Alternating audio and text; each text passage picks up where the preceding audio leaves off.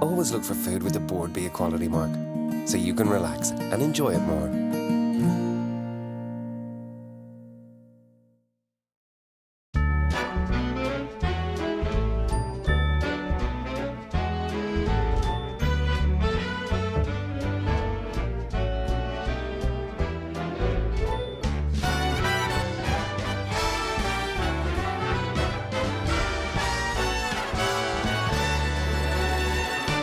We've got another recipe-filled programme today, which I hope will give you some inspiration over Christmas. Roasting beef on the bone is a great way to ensure succulence, and I'm using a mustard and black peppercorn rub to create a crust which seals in the flavour. In Italy, they make an risotto, which is a risotto made with barley instead of rice. My version has a carrot and butternut squash puree and some cooked gammon, and it makes a really tasty and quite unusual dish. I'm going to begin with 2 ideas for things to serve with drinks. Homemade sausage rolls are so easy and so delicious. I guarantee they'll be eaten as fast as you can serve them up. For something a little more sophisticated, I've got a sliced loin of lamb with plums and blue cheese, which can be served either as a canapé or as a starter. If you've got people calling to your house over the festive season, I've got 2 lovely recipes which are suitable. They're quick, they're easy, and they're full of flavour, and you can make them ahead, which is the key. The first one is the sausage rolls, but we're going to jazz it up with some sun-dried tomatoes, a little bit of onion, parmesan and herbs. The second one is a seared fillet of Irish lamb, served with some blue cheese and some nice sweet plums. First thing I'm going to do is show you to make the sausage meat, and that's the key for good sausage rolls. We're going to get some really good quality assured sausage meat. So just put this into your food processor. Now into that, we're going to put some onion. So in goes that, finely diced. And what I've done is I've diced the sun-dried tomatoes. So I'm going to put all of these in because I love the flavour of these. Parmesan cheese, so that's going to go in here. So I've already that grated. So sprinkle that all over. 1 egg, just to bind it all together. And then some herbs. I have a little bit of chopped parsley. So just sprinkle that in. A little bit of salt. And some black pepper. I'm going to bring it over here, just set this all up.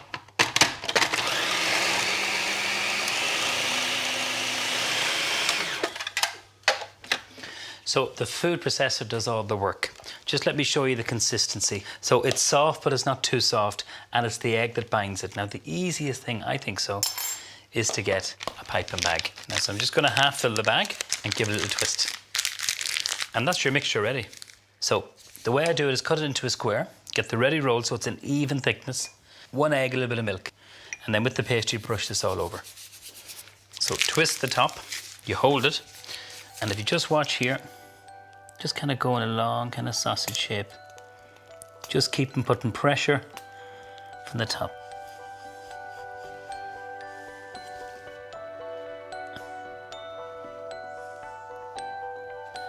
Just separate it from the other one and then twist that. To help the sesame seeds stick, a little bit of egg wash. So sprinkle that. What I like to do is cut the sausage rolls the length of your small finger. So if you can have them uniform size, that means they'll cook evenly. So if you just arrange them, just like what I'm doing here, and then we're going to cut the rest of them. So you can see the technique. You cut and you hold. So if you make them with more pastry, you can seal the ends just with a fork, but there's kind of no need to do it for these. So that's our sausage rolls ready. So I'll just pop them in. So while they're in cooking, I'm going to show you another lovely little canapé. It's lamb fillet. So this is the loin of lamb, and all I've done is just cut it into little medallions, little slices like that. So before I cook that, because I want to keep it slightly pink, I'm going to just cook some plums. So small pan, a little bit of butter, and then I'm going to put a little bit of oil just onto the large pan. What I've done with the plums, kept the skin on, but removed the stone. So I've cut them into little quarters. So we're just going to put them into the pan, and to make a lovely kind of a Christmas kind of a feel and taste is a little bit of mixed spice. Give it a nice little shake and just let them slowly cook. So while that's on there, I'm just going to seal off my lamb. Now, hot pan. So if you see the way I'm just putting it on the pan, and I'm not just throwing it in one big lump. You spread it all over. I'm going to put a little bit of butter just into the middle of the lamb, and then with the plums, just give them a nice little shake. So you'll get a little bit of sweetness. Then we're going to have the saltiness from the blue cheese. This is a Bellingham blue cheese, so it is, which is made in County Louth. Back onto our lamb. Nicely caramelised. Flip this over. Now, that's it. I'm going to switch off the pan. So that's going to cook through. What I've done is a little bit of sourdough bread, a little bit of oil, good hot griddle pan, about a minute, 2 minutes, depending on the heat of the griddle pan, so it's nice and golden brown. For the lamb, take it off the pan. We don't want it to overcook, and that's what we have. Absolutely beautiful. Just going to arrange the lamb, 2 or 3 pieces, and just the little quarters of plums. So they're just nice and soft. They're not mushy. They've still kept their shape. Blue cheese next. And if you sit it on top of the lamb, what will happen is that it will slightly soften. So whatever local blue cheese that you like, use this. Now, these are starter size portions, but if you want them as a canopy, what I'd recommend is you cut the bread the same size as the lamb, and then they're just little mouth-sized pieces. But they look great. A little bit of rocket, because when you think of blue cheese and rocket, it works really well. And the last thing I'm going to do is just drizzle a little bit of the rapeseed oil, just a drizzle, and then some black pepper. How nice does that look? Now I'm just going to check on my sausage rolls. I don't think they're cooked yet, but I'll just have a little look. Now, they're a little bit pale. They're not done yet. They're puffed up, but we need to cook them for about another, say about 6-7 minutes until they're golden brown, and we're ready to serve up.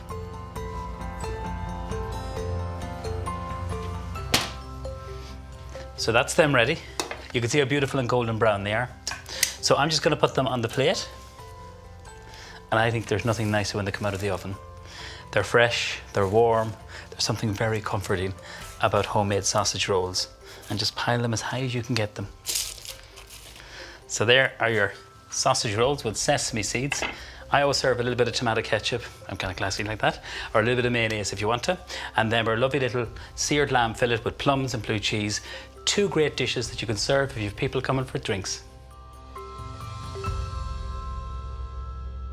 I'm going to show you a delicious recipe for roast beef, and this is one of my favourite cuts. It's a rib roast on the bone, and this is actually the cut that the ribeye steaks come from. Lovely marble in a fat. So fat for me is flavour, a little bit.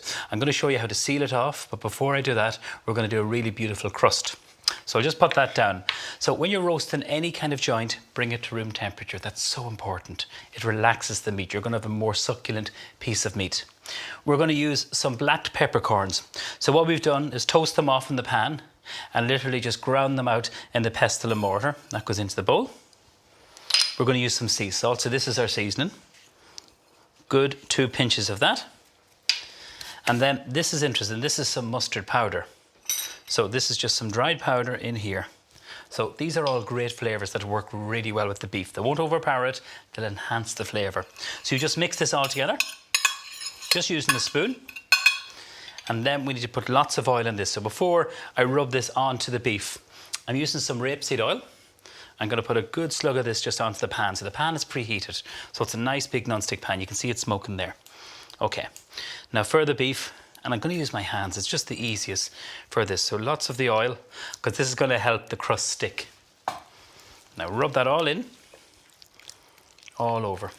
And don't be afraid to touch it. Don't like handling raw meat, you can wear gloves. So just get this lovely crust and kind of rub that in, kind of massage it in for the want of a better word.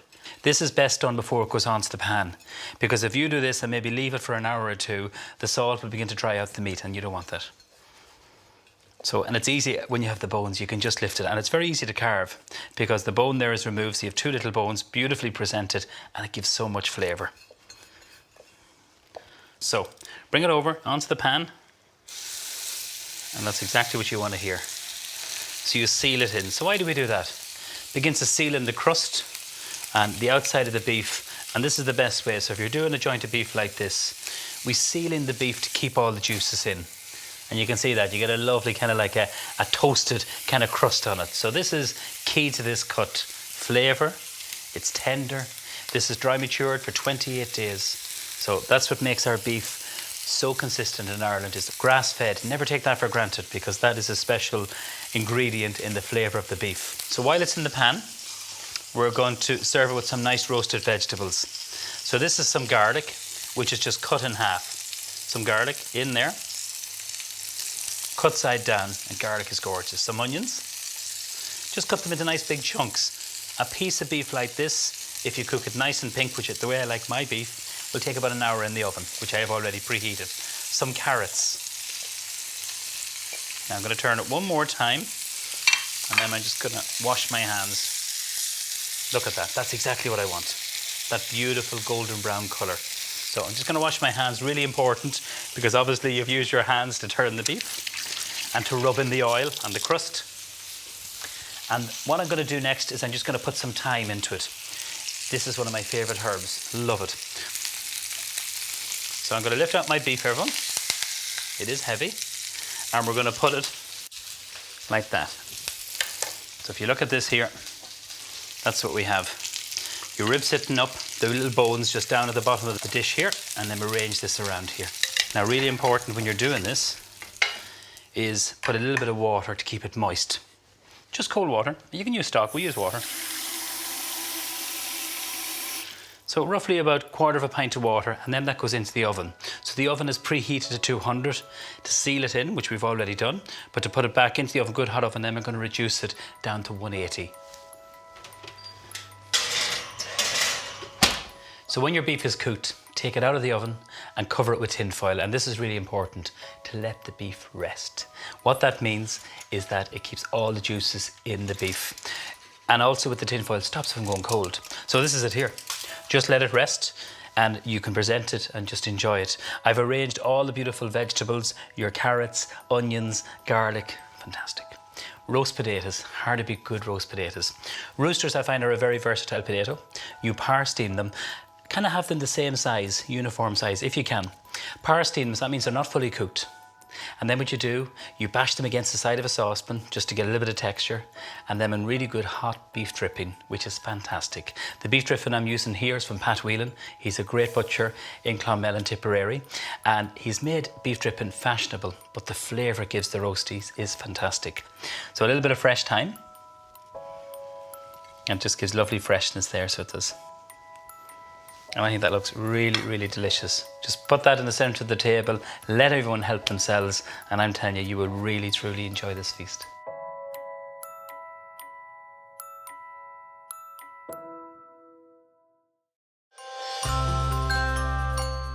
This is a very interesting recipe for risotto, and I'm using pearl barley. Now, the first chef I ever saw using this was Ross Lewis, a good friend of mine in Chapter 1. Pearl barley is gorgeous, gives great texture and flavour to it. It takes a little bit longer to cook. So first thing we're going to do is heat the pan, and we're going to get lots of vegetables into this risotto. A little bit of oil. I'm using some rapeseed oil. We're going to put a little bit of butter, and then just melt it. So in goes the onion first of all. You can hear that sizzle, and then some celery. So just make sure it's nicely coated with the oil and the butter. Before I add the barley, I want to talk to you about the ham. There's nothing nicer than a glazed ham any time of the year, but particularly at Christmas. So what I've done with this ham is just simply cooked it 1 part water, 1 part apple juice, and 1 part cider. I always add in some vegetables, carrots, onions, celery, a little bit of herb, maybe thyme, bay leaf, and that's it. You cook it 20 minutes per pound, and then what I do is I let it go cold in the actual cooking liquor, take it out, and when it's cold, score it. If you can look at this, lovely, with a serrated edge knife, that's a really good tip. So you make those incisions, stud it with cloves, these are some whole cloves, and then one of my favourite glazes is a little bit of honey, or you can use maple syrup, balsamic vinegar, red currant jelly, and allspice, which is a beautiful spice to use. Brush it over the cold ham and then bake it off. How good does that look? So with this recipe, you can use a bacon loin, which I've done here, and just a small little piece which we just cooked. You can steam it, boil it the same way, and glaze it. So it's easy to carve. And the loin of bacon, it's a beautiful cut, so it is. So the same glaze, but obviously this is cooked a little bit longer, it becomes lovely and sticky. it's just a beautiful centerpiece. So for any of my glazed ham recipes, you can just go online and get them. So let's have a little look at our vegetables. You can see the little droplets that's just condensation, a little bit of water, and they just drop right in. Hear that? Give it a little stir. And then we're going to put in our pearl barley. So traditionally when you make a risotto, it's made with a bordbia rice. That's the most commonly used rice. But this gives great texture. It's just beautiful. Barley, full of flavour and really, really delicious. We need to deglaze this with a white wine. So just simply pour this, just watch this.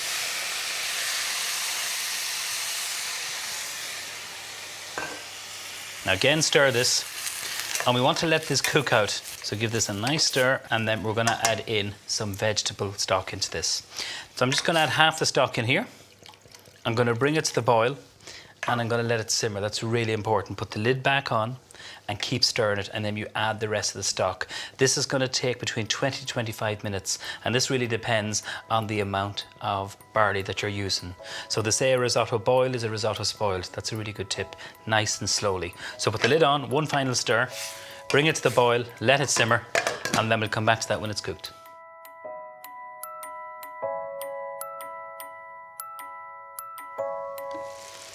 So this is what the barley risotto looks like after 25 minutes. It's kind of changed, it's kind of plumped up, it's absorbed all that stock, and it's still in a simmer. Look at that. You can see the onions and the celery. So it's actually nice like that, but we want to just jazz it up a little bit, give it lots of different flavour and texture. So one of the things that I've done is cooked some carrots and butternut squash. I made a puree. So just simply steam them or boil them, whatever you have time for, and then cook them with a little bit of cream, a little bit of butter. So we're going to stir this through here. Now this is going to loosen it up again. Just scrape it to the sides and it'll give a really nice colour, so it will. Now, what I've done with some of the butternut squash is dice it into small little cubes, a little bit of oil, salt and pepper, and roasted it. Now they're not very big, they'll take about 15-20 minutes, and I'm just putting this in here. So now we're going to go lots of layers of different textures and flavours. You can use sweet potatoes. Stir this through. And just keep going to the edge like that. So I'm going to season this up now with a little bit of sea salt and then some black pepper. So just remember to taste it, because if you're using, you know, like a stock cube, sometimes some of them can be salty. So just be aware of that. It's all to your own palate. Stir this through. So I think what I really like about the bacon loin is that it's easy to carve. So this is cooked, it's glazed, it's gorgeous. So I'm going to cube it. And I want nice big cubes. So again, if you want this as a vegetarian option, you would just leave out the ham. Now, I have another interesting ingredient, just before I stir that through, is some chestnuts. I love these in a soup with smoked bacon, a little bit of stock, cream, thyme and onion. They're fantastic. So these are already cooked, so I'm just going to show you. You'll get these in vegetable shops, supermarkets.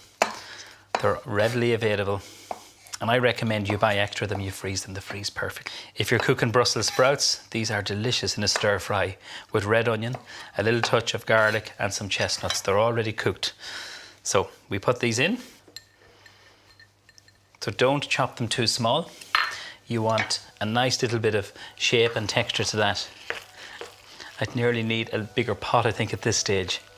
So just stir this through to go right down to the bottom.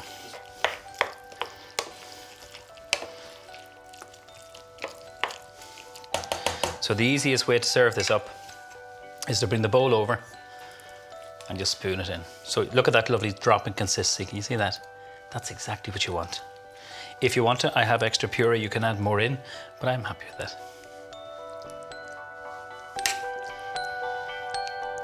So I like that the ham is the same kind of size roughly as the butternut squash, and you can see all the different textures, colours, and that's what it's all about. Some pistachio nuts. This is optional, you don't have to put, because not everyone might like pistachio nuts. For lovely colour and freshness, some chopped chives. And then some nice Parmesan cheese. So I'd love you to give this beautiful risotto a go, using our beautiful bacon and our lovely butternut squash.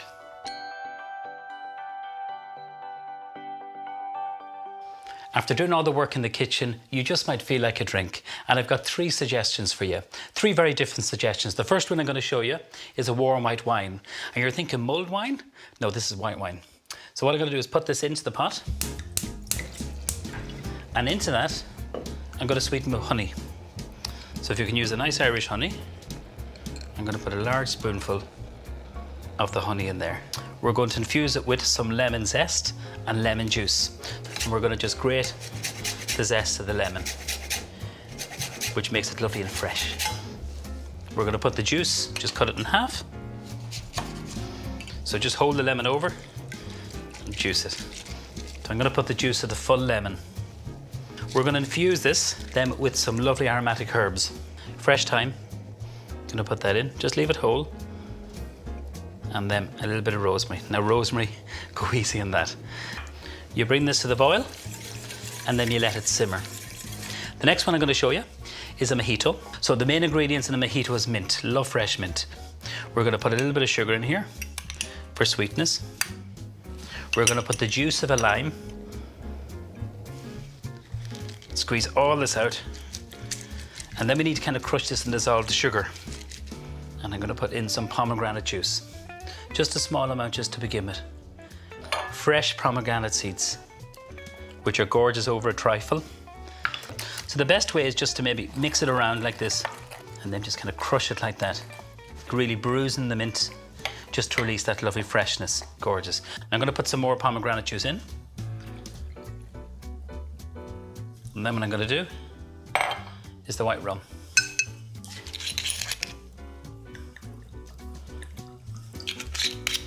Just mix it all together. And then using the same jug, you put it back in here. And then it needs to go into the glass. So try and get, just with the spoon, lots of this here. And the pomegranate seeds and the mint. Some nice big cubes of ice here. And then just some soda water. So just pour this in. Look at that. So just do it gently. And then what I like to do is to garnish it with a couple of pomegranate seeds. A little bit of mint, as if there wasn't enough in it. And then just a little slice of lime. The last little cocktail is Santi's Little Helper. So it's made with 1 part Cool Swan, which is an Irish cream liqueur made in Cavan. There's 1 part of vodka and there's amaretto. You mix them all together with some cream, a little bit of nutmeg on top and some cinnamon. So it's very fresh and really, really, it's kind of like a dessert, a liquid dessert, so it is. So the white wine is ready to be served. Now I'm going to put some herbs into it. Love fresh thyme, put that in there. And this will warm you up. You come in a cold winter's day, it's very different. It's fresh because you have the lemon, a little bit of sweetness from the honey. And they're 3 very different Christmas drinks. So that's the warm white wine with the herbs, lemon and honey. The mojito, flavoured with mint and some pomegranate. And then Santi's Little Helper. We've cooked a lot today, and I hope you'll try out some of the recipes over the festive season. Enjoy the food, and I wish you a very happy Christmas.